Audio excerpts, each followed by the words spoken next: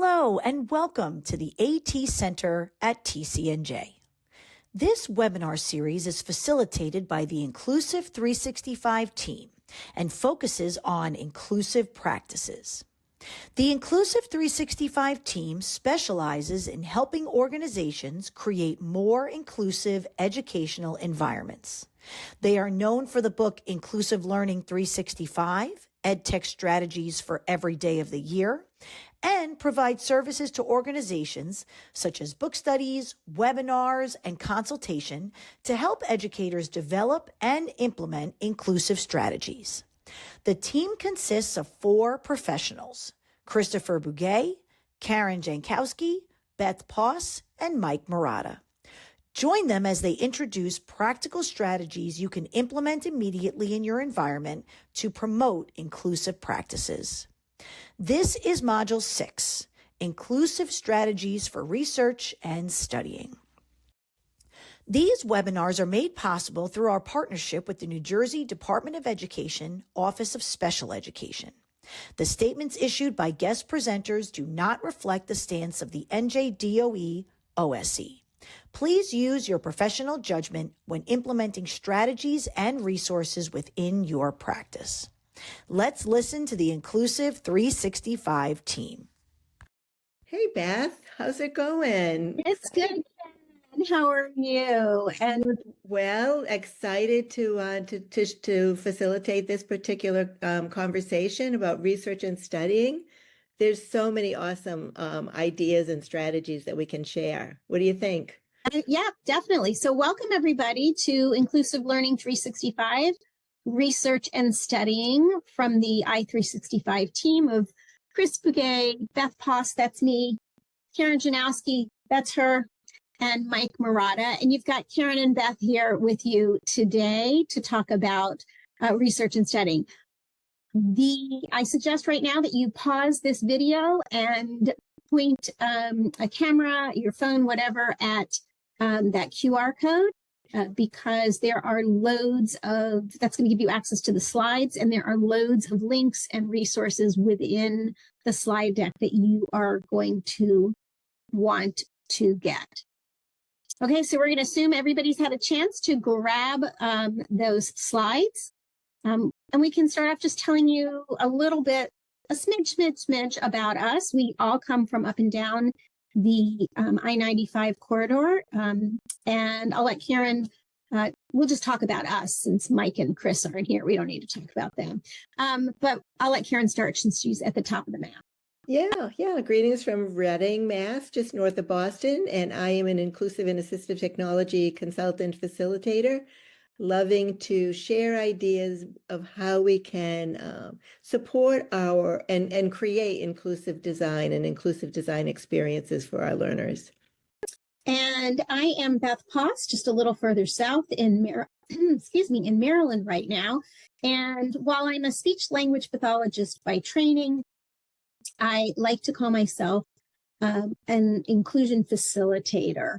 My day job is I work for LessonPix, but I'm here today to as one of the members of the Inclusive 365 writing team to talk about research and studying. And we have so many fun and new things to talk about.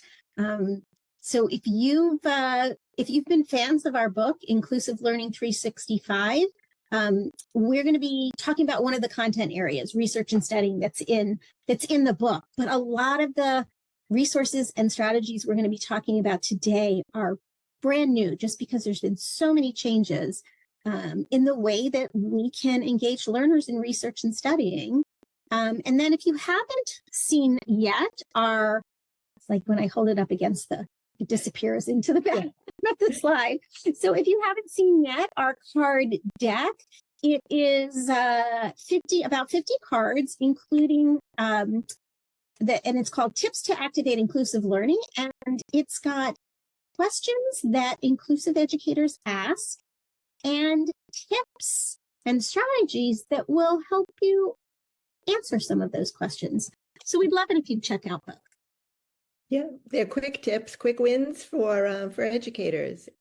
So yes, as Beth mentioned, this is one of the 9-part series. Today we're focusing on research and studying, and we encourage you to follow as many webinars as you can, especially starting always with the inclusive mindset. That if you haven't seen that one, stop again, pause here, and go back and watch the inclusive mindset introductory webinar that all 4 of us have done.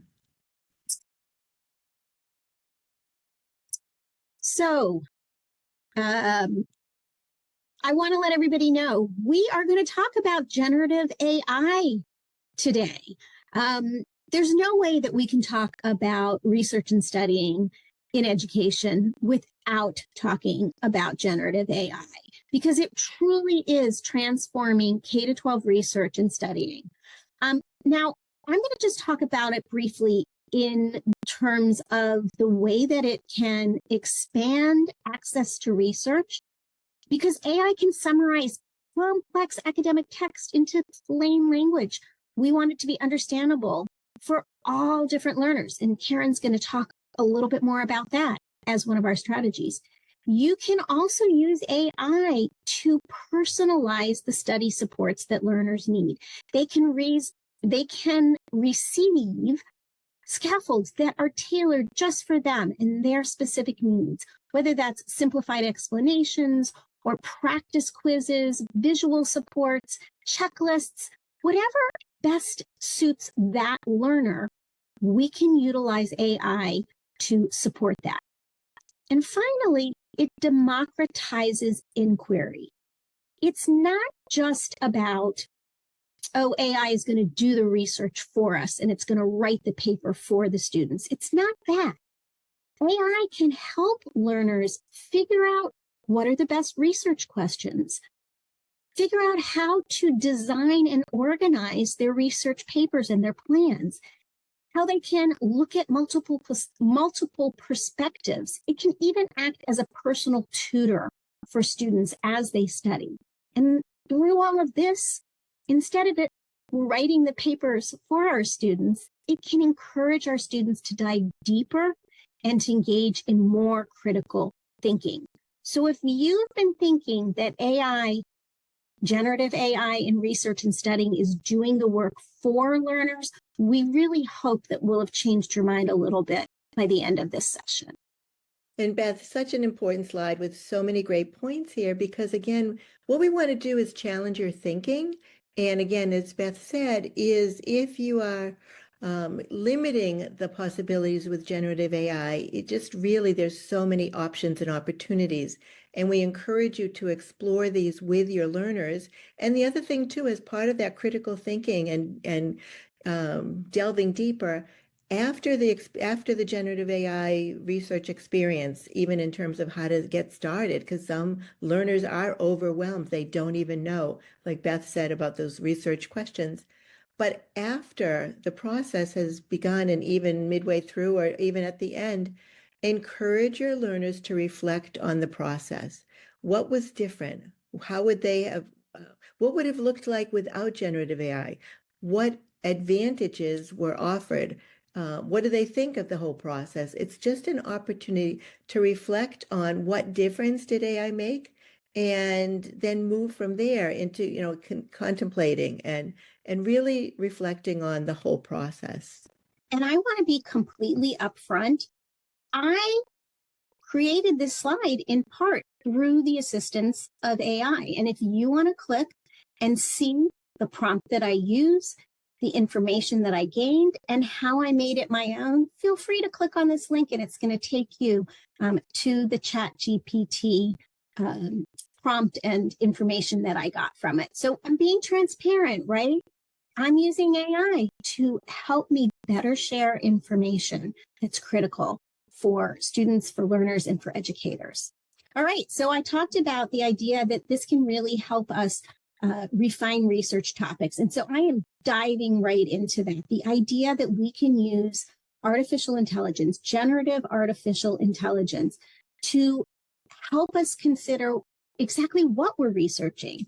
So I might be deciding that I need to research anything like bias in artificial intelligence. in writing because we know that bias exists. And so I'm not exactly sure where am I going to go with it. It's so much, there's so much there. And so I fed in to both ChatGPT and to Gemini brainstorm research questions related to the topic of bias in artificial intelligence in writing. I gave the audience is a high school student about to engage in research. And I put a little bit more in there. I think it said, but needs help developing a focus for that research. So I said, who was doing this and what the purpose was. And it came up with some really good information that could help me know how I want to focus my research. So again, it's not doing the work for me, but it's helping me refine my research questions. And I used Oh, sorry. No, that's okay. Go ahead. So, and again, comparing two different generative AIs, like maybe you want to explore Claude or Perplexity as well. What are the differences? I always, it's always curious to me, how does each generative AI tool respond to that particular prompt? And so you can even make a lesson around that as an educator. What are the differences? What do you see? Which one do you, over time, is there a preference that you have? Why have you developed that particular preference? So, and it may depend on the prompt and what you're actually inputting into the AI tool. There's so much that can be done, and it's really exciting. Exactly. I was actually going to say that I use Gemini and ChatGPT, but use the AI tool that you are focusing on. Perhaps use an AI tool. If your school district has blessed some particular AI tools that have some guardrails on them for students, so like Magic School AI or Brisk AI, use the tools that you have available and see how it's going to support your learners.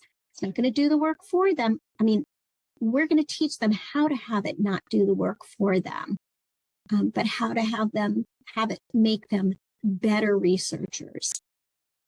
And Beth, part of that too is, we do hear that there is some hesitation, some reluctance, some fear even. And to me, it's all part of promoting digital and equitable literacy. We've got to learn with integrity. So, it's really part of the digital literacy conversations that you can have in your learning environments. 100%.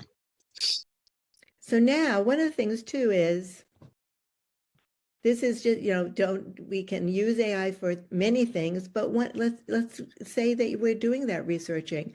How about what do we do when we need to highlight that digital text when researching? There are some ways, there are text summarization tools, but sometimes we just want to highlight what we believe is the most important consideration when we're reading particular articles as part of research. And there are options for that. There are tools even that once you highlight and add your annotations, they will extract those highlights as well. And so again, think about, you don't have to use AI for everything, that it can be just something that's a little less dynamic as generative AI, just going in and highlighting what you as the learner, and you can instruct the learners to take the assignment on in that manner. What do you as the learner feel is the most important information? And then again, another comparison. You can compare what the generative AI highlighted as the most important with what you as the learner has identified as the most important information as well. So these are some of the things to consider and explore as well. And there's some tools there, right? In almost every slide that we're going to show you today, and throughout the entire webinar series, you're always going to see some sample tools for consideration. So if your district is using Read and Write for Google, that is a fabulous tool for highlighting and then extracting those annotations.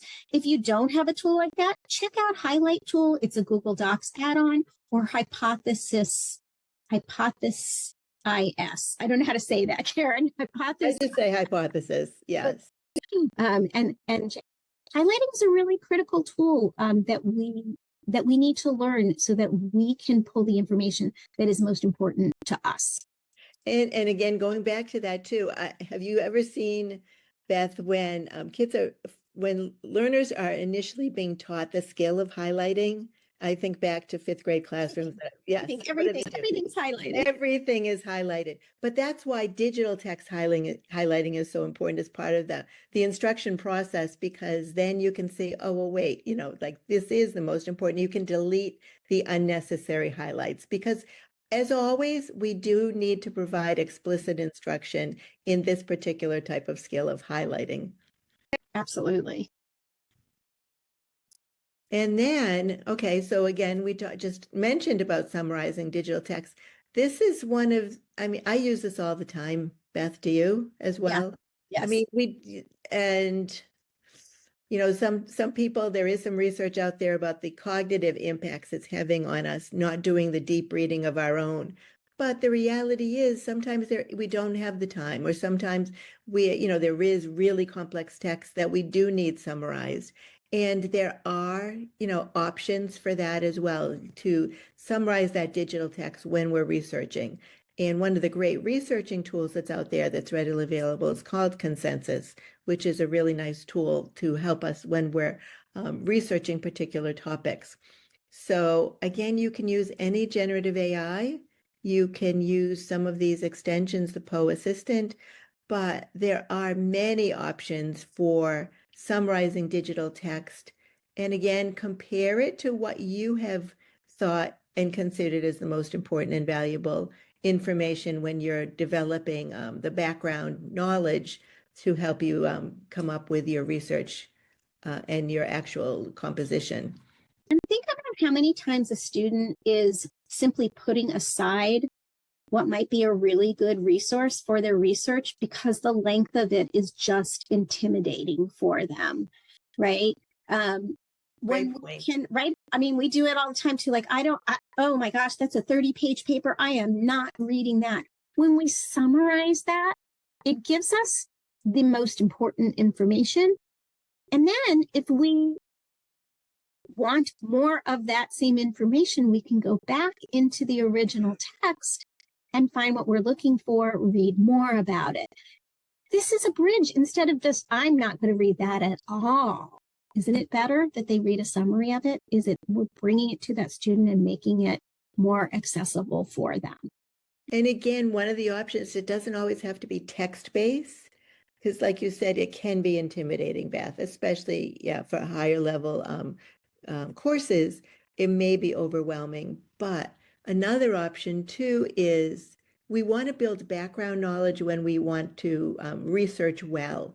And we may choose to use a tool like Notebook LM, which creates a podcast from that information, which is another way to summarize digital text and another way to gain that information that we need in building background knowledge for our research project.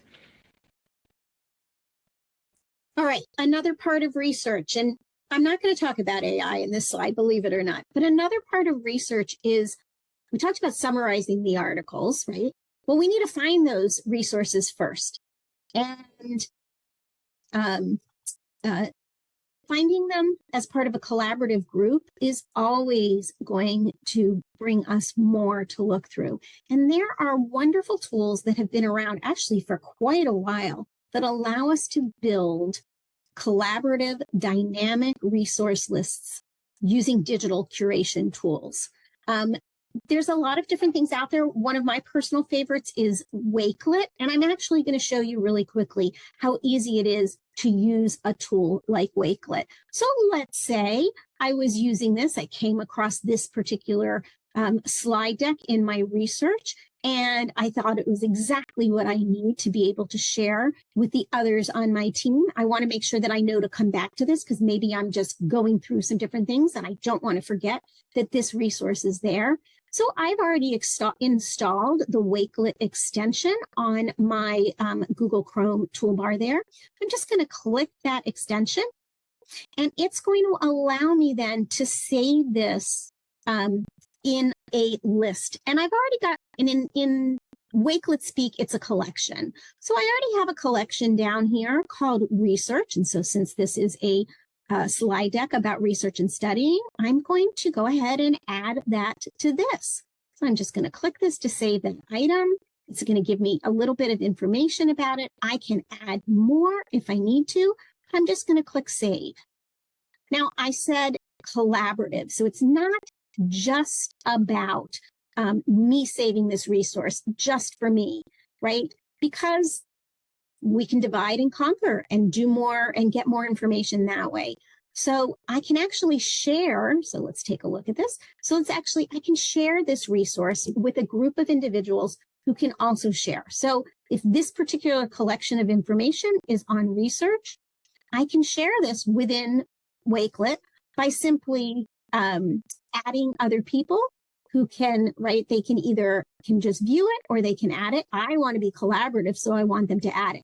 You don't have to have a Wakelet account set up or to know that person's Wakelet account to be able to do it this way. You're just going to either give them a join code, a QR code, send it to Google Classroom, send it to Teams, or simply copy a link. Or if you've already set up a group of Wakelet users, you can search for users that you're going to invite. So it's just one way that, and one tool that we can use, I'm going to flip back over here, to build collaborative resource lists using these different curation tools. Some other tools that are available out there are as well is a wonderful tool called Diigo, and even just Google Keep. So if you are a Google school district, Google Keep is a wonderful way where you can create a note in Google Keep.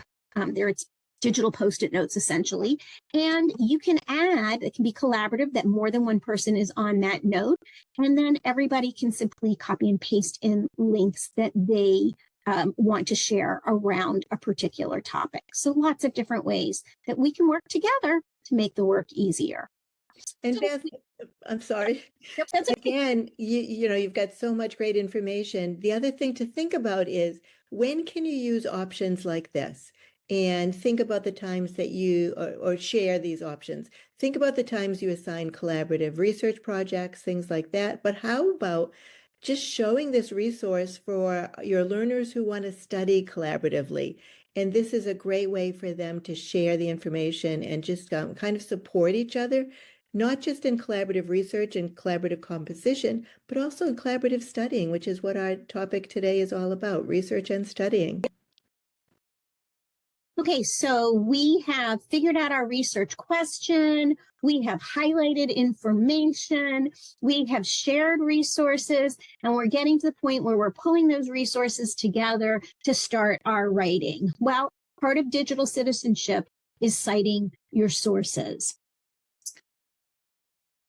Anybody who's ever written a paper where you need to cite your sources, kudos to you if you have memorized APA or the Chicago Manual or any of those things and know exactly the way, the format, and everything that you need to cite sources. It's tough, right? It's tough. And so there are resources out there that make this so much easier and so much less daunting for those students, so that digital citizenship isn't a chore, that it can just become a habit. So there's some great tools out there.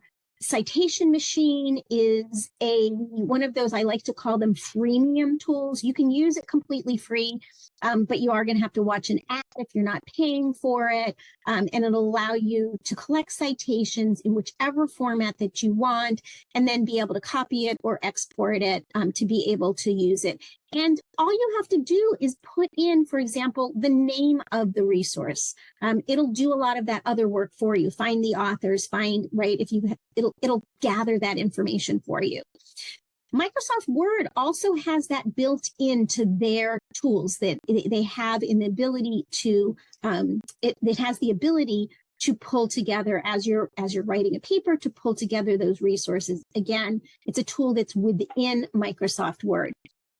You can also use your generative AI. So provide an MLA citation. That's the modern language. I don't know what the A stands for, but an MLA citation for the book, Inclusive Learning 365, EdTech Strategies for Every Day of the Year. So that's the only information I gave it.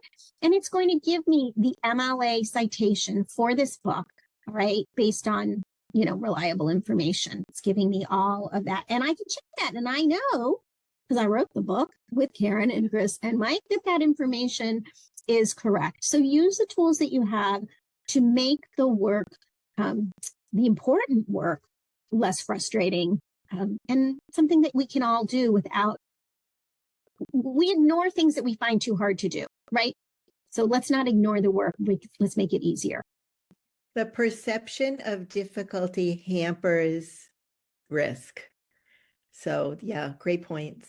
So now let's just take a little detour and move away from thinking about research to what can providing and talking about a few strategies to help support the studying process. So this quote is something my daughter actually said when she was in high school, and the importance of creating tutorials to help our learners better understand concepts so that they can then study correct information. And my daughter, when she was in pre-cal back junior year, she said, "Mom, I get it when I'm at school, I forget it when I'm home." And so the opportunity to review screen recordings that the math teacher had provided would really be supportive in helping learners like my daughter who just, they might have working memory issues or just memory issues in general, or they might have processing speed issues, and the ability to have control and be empowered by watching a screen recording and pausing and really digesting the information and rewinding as often as necessary. It's really an incredibly empowering option. So think about that. Are you offering and creating tutorials? Are you providing links to maybe other educators have created the tutorials? I know with math, a lot of kids feel like, well, that isn't the way it was taught in my classroom. So consider that as well if you are a math educator. But the big points are it does reduce the cognitive load. The video does provide a multisensory, multimodal experience. And especially important is it does empower learners so that they can pause, they can review, they can see the parts that they need to view again. And this is, to me, one of the we have many great strategies in our book. Strategy 253 is one of my favorites, one of my many favorites. And there are a variety of options that are available to use to create tutorials. There's Screencastify, there's Loom, there's free components to both of those. The screen recording in your iOS devices, even if educators are using the, oh my goodness, brain lapse, the digital, what is it called when they project? Oh yeah, they're whiteboards. They're interactive whiteboards. No, not the interact, when they project from paper to the whiteboard, when they have the, oh my goodness. Okay.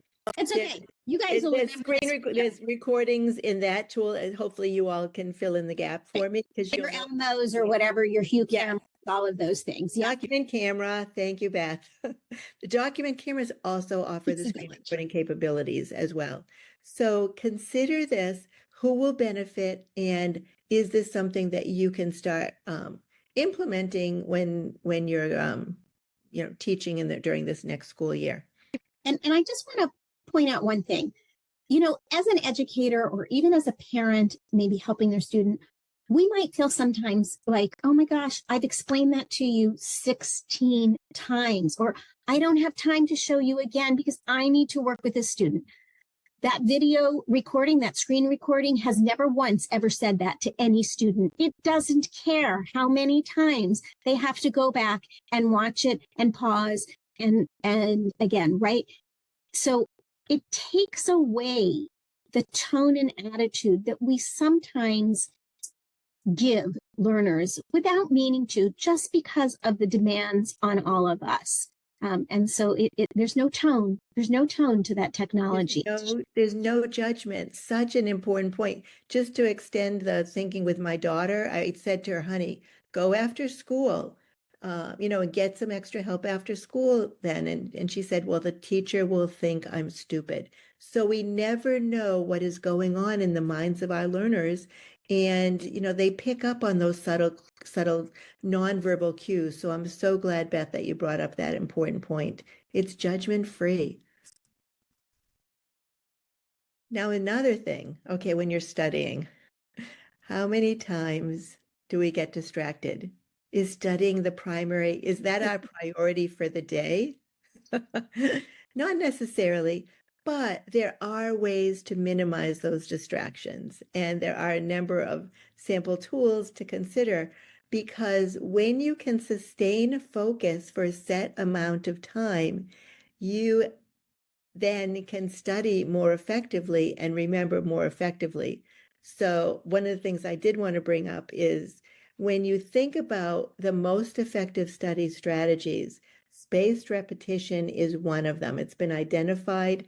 There's been a lot of research about it. And so you study for a set amount of time and then you don't cram. How many of us, were you a crammer, Beth? Total procrastinator.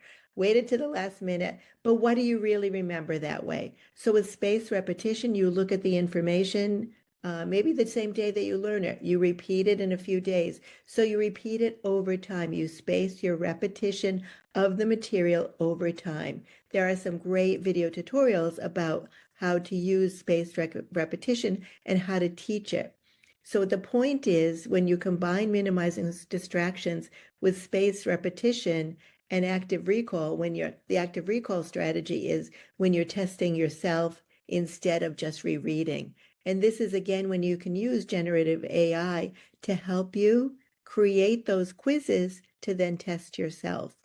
So the combination of minimizing distractions combined with spaced repetition and active recall will really set up our learners for success when it comes to explicit instruction about how to study effectively. Okay, Karen, I think I need this app. I'm going to download this when we're done, the Stay Focused.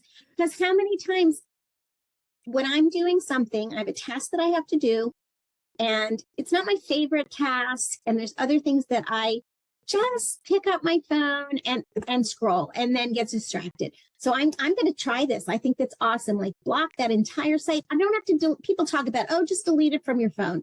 Well, I don't want to do that either, but I do. I love this, to be able to block it just for 10 minutes so that I can get through this task and still have it available when I can use it. Love it. That's great. It increases productivity. I know, exactly. All right, some other study habits. I don't know about you. I am a checklist person. I need to know what I need to do, and I need it to be broken down, and I gain enormous satisfaction from checking something off my list. And that's a strategy that we can support learners with as well, by helping them helping them develop their study habits with checklists.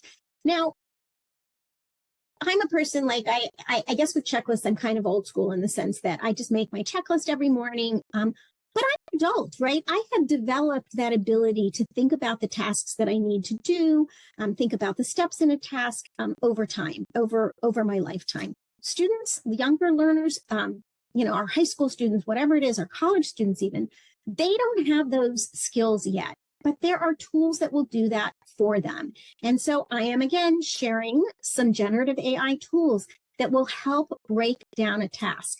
Now, two of my favorites for breaking down a study task or steps of a research project or anything like that create checklists. My two favorite for creating checklists right now are Claude AI and Goblin Tools AI Magic To-Do List.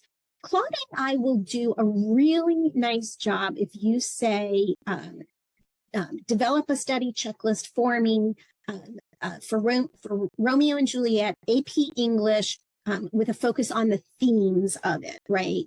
And it will and give me the amount of time, all the resources that I need for it, and the amount of time, and it will generate this. And again, I have this linked. If you want to see all the detail of all of this, it's linked in this presentation, so you can get an idea exactly what does this tool do and what was the prompt that I used to get the information. Even more simple, to be perfectly honest, is Goblin Tools AI Magic To-Do List. And so I want to show that to you. So goblin.tools, and there's a number of different great tools. If you watched the social emotional learning video, I talked about the formalizer and the judge tools there. But we're going to go into the Magic To-Do List. And I can simply type in anything like study for a test on Romeo and Juliet for AP English. The focus is on the themes of it's a play. Almost said novel, but it's a play. So I'm just going to type in something like less specific. The more specific that you are, the better. When, by the way, most of these tools have the ability to just stick into a microphone, right? They're very accessible in that way. So once I type what I want, I'm going to, these little spices, how much do I want it to break down? Do I want more? Do I want less? I can add it, little peppers there. I think that's what they are, little peppers, right? And then I'm just going to click. Then I'm just going to click add, and it's going to add it to my list. And then I'm going to break down that item. It's going to give me some options. Do I want it to estimate time? All of that, I can set that all in, but there we go. It's going to work. And it's going to take just a minute and look so quickly, right? And it's going to tell me the things that I need to do. If I want to have time estimates for all of that, it's going to give me time estimates. Now, you might decide with 2 minutes is not enough to review the main plot points. So you might think about that. Teach your learners how to examine that critically. Like, is that really going to be enough time for me, or do I need to change it? Because I can have it have more. I could have it need to take more time. So I should be able to, there we go. So maybe it really needs to take me 5 minutes to do that instead. And so it should have changed. I don't know why. Then we're not going to worry about it right now. It's going to go through and it's going to give me that. And I mentioned before how I love to check something off a list. Well, I love that about this is I can check things off of that list. If I need something broken down even more, right, I can add subtasks to it, and it will provide that information too. Like I can break that.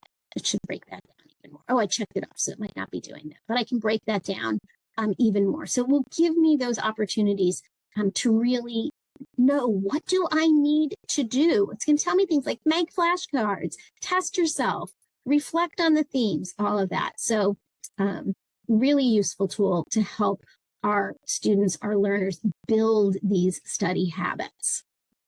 So glad that you demonstrated that, because it's a game changer for many kids.